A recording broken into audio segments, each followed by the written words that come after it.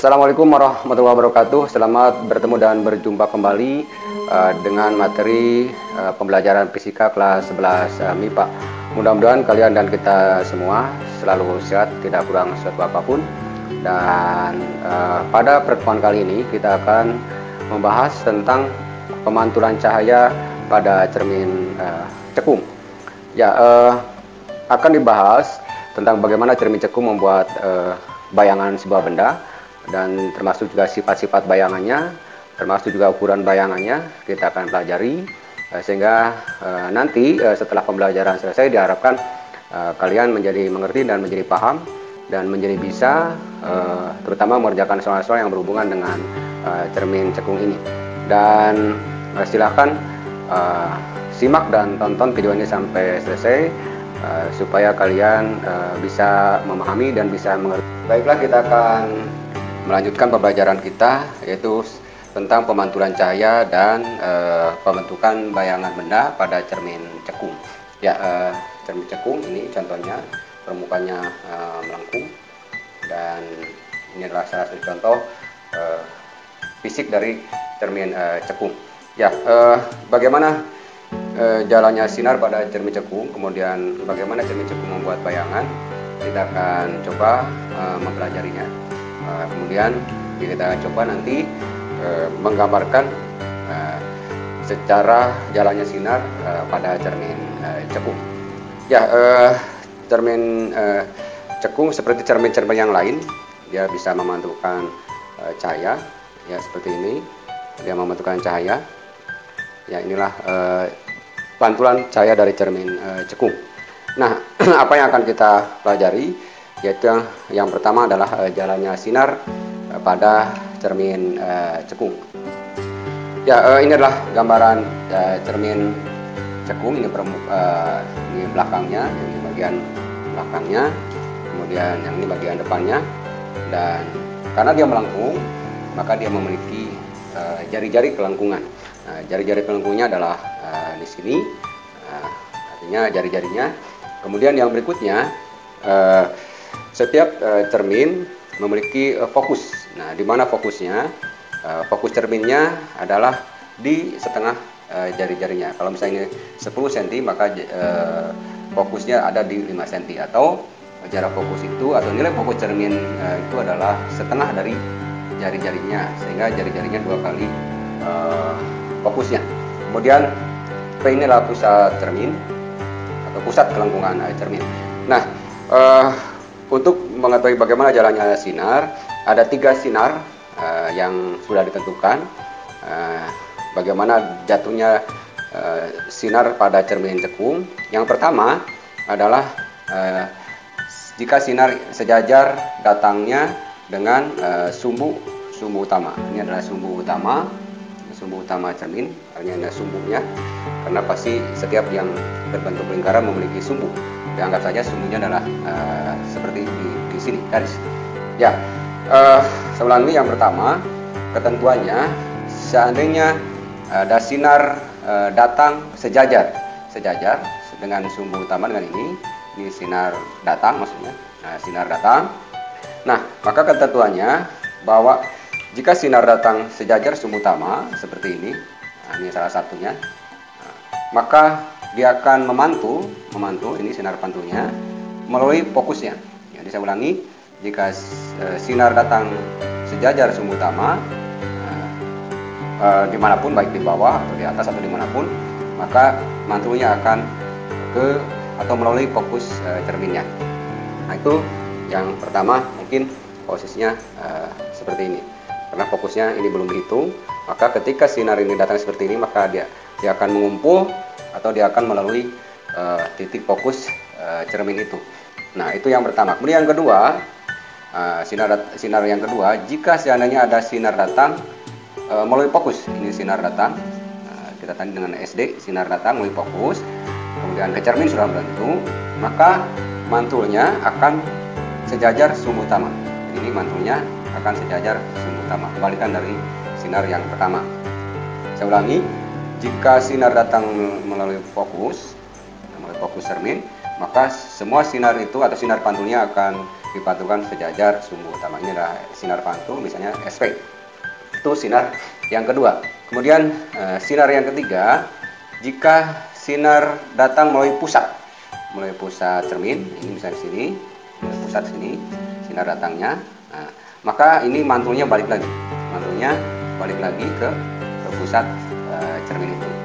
Ya, itulah aturan dan ketentuan jalannya sinar pada cermin cekung, dan ini nanti akan dijadikan untuk menggambarkan sebuah bayangan benda. Nah, kita coba aplikasikan, kita coba pakai dalam satu contoh. Misalnya ini contoh, ada benda posisinya di sini, kemudian fokusnya di sini dan pusatnya misalnya di sini. Ini tidak ada nilai, tidak ditentukan, tapi yang jelas ini adalah benda. Kemudian ini fokus, kemudian ini adalah cermin. Nah, bagaimana menggambarkan bayangan si benda ini? Nah, kita menggunakan ketentuan sinar-sinar yang tiga ini. Nah, untuk menggambarkannya minimal harus menggunakan dua sinar istimewa, bahasanya dua sinar istimewa. Saya ulangi, untuk menggambarkan bayangan si benda ini, maka ketentuannya minimal harus menggunakan dua sinar istimewa. Bisa sinar yang pertama dengan yang kedua, atau bisa yang kedua dengan ini, anggap saja yang ketiga, bisa yang satu dengan yang ketiga. Nah, kita coba menggunakan sinar yang pertama atau ketentuan sinar yang pertama. Misalnya ini sinar sejajar, kita ambil kepalanya, sejajar sumbu utama datangnya. Nah, sesuai dengan ketentuan bahwa sinar ini akan mantul melalui fokus. Kita anggap saja ini contoh saja. Ini adalah sinar pantulnya. Ini sinar pantulnya melalui fokus. Ya. Kemudian untuk menggambarkan bayangan bagian atasnya ini perlu satu lagi sinar, bisa yang kedua atau yang ketiga. Mungkin kita gambarkan yang kedua atau ketentuan sinar yang kedua, yaitu jika sinar melalui fokus, kita ambil dari kepalanya, misalnya melalui fokus cermin. Ini adalah sinar datangnya. Ini adalah sinar datangnya. Nah, sesuai dengan ketentuan bahwa jika sinar datang melalui fokus, maka dia akan mantul sejajar sumbu utama. Sehingga kita pantulkan. Ya, ini adalah sinar pantulnya. Ini yang kedua. Ini yang pertama tadi. Ini sinar pantul yang pertama. Ini sinar pantul yang kedua. Nah, ya, kita perpanjang ini. Nah, inilah kita perpanjang. Ya, kita perpanjang ini, dan terjadilah dua sinar ini berpotongan di satu titik. Sinar pantul yang pertama ini dan sinar pantul yang kedua. Nah, dan ini merupakan bayangan bagian atasnya, sehingga gambar bayangannya kita tarik garis lurus. Ya, kita tarik lurus seperti ini. Ya, dan inilah bayangannya. Jadi inilah bayangannya, H aksen. Ini adalah bayangan, bayangan benda atau H aksen. Itulah cara menggambarkan bayangan sebuah benda jika benda ini berada di sini dan di depan cermin cekung. Nah, bagaimana perhitungannya? Bagaimana perhitungannya termasuk pembesarannya, dan di mana nanti jarak bayangannya berada? Nah, kita bisa menggunakan persamaan cermin. Ya, kita menggunakan persamaan cermin ini, yaitu seper F sama dengan seper S ditambah seper S aksen. Nah, keterangannya ini adalah fokus cermin. Fokus cermin ini nilainya misalnya bisa diketahui. Kemudian yang kedua adalah S. S ini jarak benda ke cermin. Berarti tadi kalau seandainya ini contoh, ini bendanya ke sini. Ini adalah S. Nah, ini adalah S atau jarak benda ke cermin. Nah, mana jarak bayangannya? Ingat, posisi bayangannya adalah ada di sini, maka jarak bayangannya adalah ini. Inilah jarak bayangan atau S aksen. Ya, kemudian bagaimana untuk menghitung pembesaran atau ukuran bayangan? Ukuran bayangan ini kalau di sini kelihatan membesar. Nah, untuk menghitung nilai pembesaran bayangan, kita bisa mengambil perbandingan. Ini misalnya M ini adalah simbol dari pembesaran bayangan. Pembesarannya adalah bisa diambil dari perbandingan tinggi bayangan ini, tinggi bayangan dibagi tinggi benda. Dibagi tinggi bendanya misalnya tadi ini. Artinya nilainya, kalau misalnya ini 5, misalnya ini 10, maka pembesarannya 10 bagi 5. Nah, 10 dibagi 5. Atau kita bisa juga mengambil perbandingan jarak bayangan ini S aksen dibagi jarak bendanya ini. Nah, dibagi jarak bendanya yaitu S aksen dibagi S. Itu juga bisa dan nilainya sama. Nah, kemudian dari persamaan ini kalau misalnya ingin menghitung berapa tinggi bayangannya, misalnya kita ingin coba menghitung berapa tinggi bayangan ini, maka kita bisa mengambil perbandingan ini kali silang M kali H. Nah, bisa seperti itu. Atau kita bisa mengambil H aksen dari sana, H aksen yaitu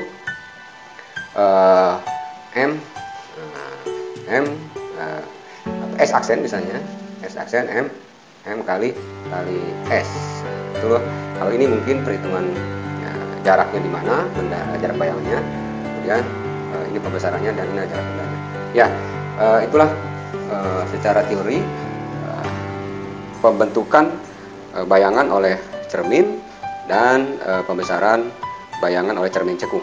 Nah, berikutnya kita akan coba dengan menggunakan angka, dengan menggunakan data-data atau angka-angka untuk menghitung ukuran misalnya pembesaran, kemudian tinggi bayangan dan jarak bayangan. Ya, kemudian berikutnya perlu juga diketahui bagaimana sifat bayangan. Sifat bayangannya. Sifat bayangan, sifat artinya karakter bayangan. Nah, kalau seperti ini, sifat bayangannya adalah pertama nyata. Ini adalah nyata. Saya ulangi, nyata. Nah, itu yang pertama. Dan kenapa nyata? Nah, ingat bahwa ini dihasilkan dari perpotongan sinar pantul langsung, bukan perpanjangannya. Sehingga bayangannya harus dibuat dalam bentuk garis yang tidak terputus-putus. Nah, bagaimana nanti kalau misalnya di belakang atau maya? Kita akan coba contoh yang lain. Saya ulangi, kalau gambarnya seperti ini, bayangannya, maka ini disebut dengan nyata. Nah, nyata tidak selalu artinya terlihat. Nah, karena pemahaman nyata dengan pemahaman nyata di cermin dan pemahaman pemahaman kita biasanya nyata hanya terlihat itu tidak sama. Artinya nyata ini belum tentu terlihat. Ulangi, contoh misalnya ini artinya di depan. Bisa jadi si bayangan si peduli adalah nyata tapi tidak terlihat. Nah, di mana bayangannya? Di bayangan di depan. Ingat bahwa cermin yang terlihat bayangannya di belakang. Nah, seperti cermin datar artinya maya. Nah, ini di depan bayangannya bisa jadi tidak terlihat, artinya tidak terlihat bayangannya. Itu artinya nyata tidak selalu terlihat karena pemahaman nyata pada cermin agak berbeda dengan nyata yang kita gunakan dalam percakapan sehari-hari. Ya, itu adalah yang berikutnya sudah berarti posisinya terbalik. Terbalik. Kemudian yang berikutnya sudah berarti membesar. Kalau seperti ini bayangannya, ini bayangannya, sifat bayangannya nyata, terbalik dan membesar. Ya, berikutnya kita akan coba menggunakan data-data untuk menghitung pembesaran bayangan atau tinggi bayangan atau ukuran bayangan dan jarak bayangan. Kita akan pelajari lebih lanjut. Kita akan bahas contoh soalnya dari cermin cekung. Ya, kita akan bahas contoh menghitung jarak bayangan, pembesaran dan ukuran bayangan pada cermin cekung. Ya, ini adalah contoh redaksinya. Misalnya sebuah benda tingginya 2 cm berada di depan cermin cekung sejauh 6 cm. Jika jarak fokus cermin 8 cm, tentukan A. jarak bayangannya, B. pembesarannya, C. ukuran bayangannya, D. sifat bayangannya, dan E. gambarnya. Ya, sebelum menjawab, mari kita identifikasi supaya kita gampang mengerjakannya apa yang ada data pada soal. Yang pertama adalah tinggi 2 cm ini artinya H itu 2 cm. Kalau digambarkan misalnya ini H. Ini adalah H 2 cm. Itulah artinya tingginya atau tinggi bendanya. Yang kemudian berikutnya berada di depan cermin cekung sejauh 6 cm. Ini artinya tingginya 6 cm. Berarti kalau benda di sini, berarti dari sini ke sini, dari anggap saja ini bendanya. Nah, kemudian berarti dari sini ke sini 6 cm. Kemudian yang berikutnya adalah jarak fokusnya. Jarak fokus cermin katanya 8 cm. Ya, berarti ini F-nya 8 cm. Nah, kemudian berarti ini F-nya dari sini ke sini, fokusnya 8 cm. Ini mestinya 8 cm. Nah, yang berikutnya pertanyaannya, kita coba apa yang diinginkan atau ditanyakan di soal ini. Yang pertama adalah jarak bayangan. Ya, yang ditanyakan, artinya ditanyakannya adalah yang A adalah S aksen, maksudnya berapa. Yang kedua adalah pembesaran, berarti adalah M berapa kali. Kemudian yang ketiga ukuran, berarti yang C ini adalah ukuran H aksennya atau tinggi bayangannya. Belum kita cari tinggi bendanya, ingat 2 cm, ini 2 cm. Kemudian yang ini adalah sifat bayangannya, artinya sifatnya apa. Nah, kemudian yang berikutnya adalah kita suruh menggambar bayangan pada soal ini. Nah, sebelum menggambar, kita coba menjawab pertanyaan dulu. Setelah itu kita gambar. Ya, untuk menjawab berapa jarak bayangannya atau yang A ini, maka kita menggunakan persamaan seperti biasa, persamaan cermin cekung. Ingat, ini pola cermin cekung fokusnya positif. 1/S sama dengan 1/F sama dengan 1/S ditambah 1/S aksen, atau kita langsung ke persamaan 1/S aksen sama dengan 1/F dikurangi 1/S. Nah, F-nya berapa? Dari data F-nya 8. Dari data F-nya tadi 8. Kemudian berarti ini F-nya 8. Kemudian ini 8. 1/8. Kemudian yang ini S-nya adalah 6. S-nya tadi 6. 1/6. Dikurangi 1/6. Kemudian kita samakan penyebutnya, ini per 24. Ini dapat 3. Ini dapat 1/3. Ini dapat 4 bagi 24. Ya, itulah 1/S aksen. Setelah itu ini 1/S aksen sama dengan 1/20/24. Berarti S aksennya adalah 24 cm. Nah, berarti ada di belakang, ada pada jarak 24. Coba kita cek. S-nya tadi 6, kemudian F-nya 8, ya, 1/24, 8 dapat 3, kemudian dibagi 6 dapat 4. Kemudian ininya min 24. Kenapa negatif? Karena ada di depan. Cermin bayangannya.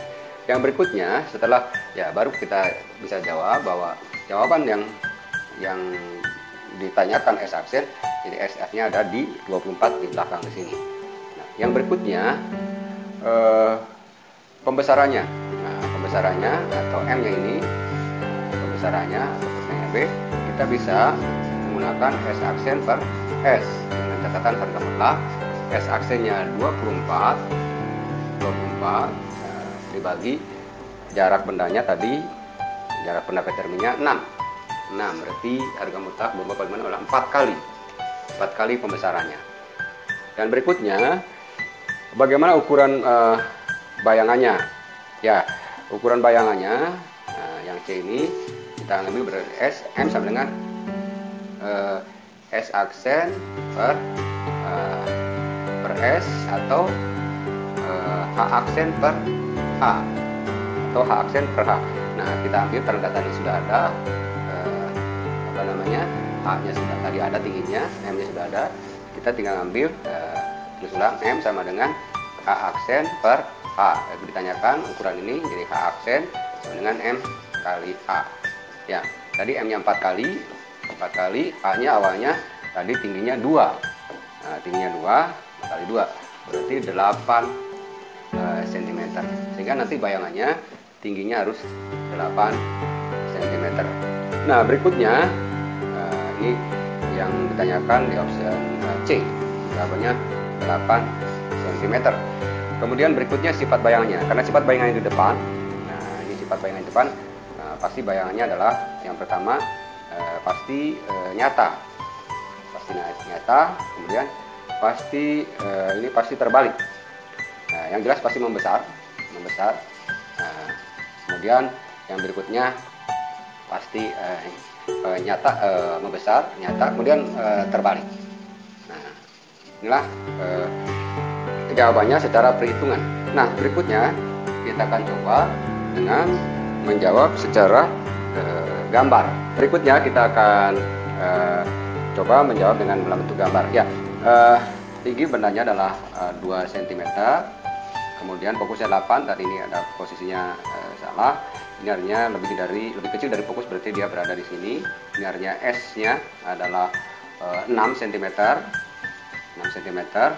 Kemudian ternyata jarak bayangannya negatif ya, negatif 24, berarti ada di belakang. Ya, kita coba saja. Ini ada salah ukuran. Ya, kita coba menggunakan sinar istimewa yang pertama. Kemudian sesuai dengan hukum pemantulan harus memantul ke sini. Ya, memantul ke sini, ke fokus cermin. Yang berikutnya kita coba menggunakan sinar yang melalui pusat lensa, diambil dari atasnya, pusat cermin maksudnya. Ya, kita coba, ternyata kita coba di sini. Ya, kita coba di sini. Ini melalui fokus, mantul lagi di sini dan mantul lagi ke fokusnya.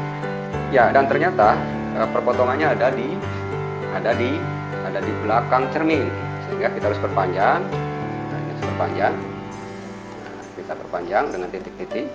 Nah, kemudian ini juga kita perpanjang, dan ternyata perpotongannya ada di sini, dan inilah ini harus putus-putus. Nah, ini harus putus-putus karena ada di belakang cermin. Ini artinya di belakang, kalau di depan sini terputus-putus. Ini artinya H aksen. H aksen ini tadi berapa? Aksen ini jadi 8 cm tingginya. Jadi ini H aksen ini harus terputus-putus. Nah, itulah cara menggambarkan bayangannya. Ya, ada koreksi bahwa tadi di mana S aksen? S aksen adalah ini, berarti dari sini. Ya, ini adalah S aksen. Nah, ternyata tadi dapatnya 24. 24 ternyata negatif, artinya negatif itu di belakang. Ya, ada koreksi tadi, ternyata sifat bayangannya kalau seperti ini artinya maya. Ini artinya maya ada di belakang. Kemudian posisinya ternyata tegak, dan sudah berhentu ukurannya membesar. Ya, inilah penyelesaian dari soal atau contoh soal yang kita kerjakan. Saya ulangi tadi bahwa ketika dapat negatif ternyata bayangannya ada di belakang, dan pasti di belakang itu bersifat maya. Kemudian posisinya tegak, kemudian membesar. Ya, itulah pembahasan atau penyelesaian contoh soal. Dan berikutnya silakan kalian kerjakan soal berikut ini dan dengan penuh semangat dan sudah beruntung mengikuti petunjuk-petunjuk hukum pemantulan pada cermin cekung. Ya, kita akan lanjut ke soal yang harus dikerjakan oleh kalian. Untuk sesi yang terakhir, soal latihan. Silakan kerjakan kalian soal latihan ini dengan semangat dan teliti dan mengikuti aturan-aturan yang ada pada cermin cekung. Jadi dibantu. Ya, sebelumnya saya ulangi bahwa ketika bayangan terjadi di belakang, ini artinya di belakang, di depan cermin adalah ini, di belakang sebelah sana. Ini contohnya, ini artinya cerminnya mukanya ke sini dan belakang ke sana. Kalau seandainya bayangan itu maya, artinya bayangan itu terlihat posisinya di belakang. Contoh misalnya ini pensil ini atau spidol ini terlihat, ini artinya mayat. Saya ulangi, mayat bukan tidak terlihat. Nah, kemudian cermin cekung ini sewaktu-waktu menghilangkan bayangan, artinya pindah. Ya, kita lihat tidak ada, ini artinya bayangannya nyata. Bayangannya tidak terlihat, artinya pada gambar dia posisi ada di depan, artinya ada di depan di sini. Tapi kalau misalnya dia terlihat, ini artinya bayangannya maya. Kemudian tanda S-nya harus negatif kalau ada di sini posisinya. Ya, itu saja supaya kalian lebih paham tentang artinya maya dan nyata. Saya ulangi, maya tidak selalu terlihat, tidak terlihat, justru maya posisinya di belakang, justru terlihat seperti ini. Kemudian cermin cekung ini tidak seperti cermin datar. Ketika misalnya pindah, sebenarnya suatu bayangannya tidak ada. Ini artinya bayangannya tidak terlihat atau justru disebut dengan nyata. Kemana bayangannya? Bayangannya dalam gambar pindah ke depan. Dalam contoh soal yang lain mungkin kita akan menemukan bayangannya ada di depan cermin. Ya, itu saja. Kemudian balik lagi ke soal. Silakan kalian kerjakan soal latihannya, dibantu redaksinya. Sebuah pensil tingginya 6 cm. Saya ulangi, sebuah pensil tingginya 6 cm disimpan atau berada di depan cermin cekung sejauh 6 cm. Jika jarak fokus cermin 8 cm, tentukan A. jarak bayangannya, B. pembesarannya, C. ukuran tinggi bayangannya, D. sifat bayangannya, dan E. gambar bayangan. Ya, dibantu supaya lebih gampang. Fokusnya ini artinya, fokusnya sesuai dengan data itu adalah 6 cm. Saya ulangi, fokusnya 6 cm. Kemudian juga tingginya ini, A-nya juga 6 cm. Tingginya atau H-nya 6 cm juga. Kemudian posisi benda ini bandanya atau pensil ini ada di, saya ulangi, ini tingginya 6 ya. Kemudian jarak fokusnya 6. Nah, posisinya ada di 8 di depan cermin ini, artinya dari ke sini artinya 8. Nah, 8 ini atau 8 cm ini simbolnya adalah S atau jarak benda. Nah, apa yang ditanyakan? Yang ditanyakan adalah jarak bayangannya, karena ini belum dihitung, artinya ini disebut dengan jarak bayangannya atau S aksen. Kemudian yang berikutnya pembesaran, ini M. Kemudian ukuran, ini H aksen, nanti akan jadi berapa. Kemudian sifat bayangannya seperti apa, dan kalian ditugaskan untuk menggambar. Ya, untuk pertemuan kali ini cukup sekian saja. Mudah-mudahan kalian tetap semangat dan bisa mengerjakan soal dengan tepat dan cepat. Dan berikutnya selalu semangat. Terima kasih atas atensinya, dan mari mudah-mudahan kita bertemu di pembelajaran berikutnya, dan kita berharap kita selalu sehat dan penuh semangat. Terima kasih, selamat berjumpa di pertemuan berikutnya.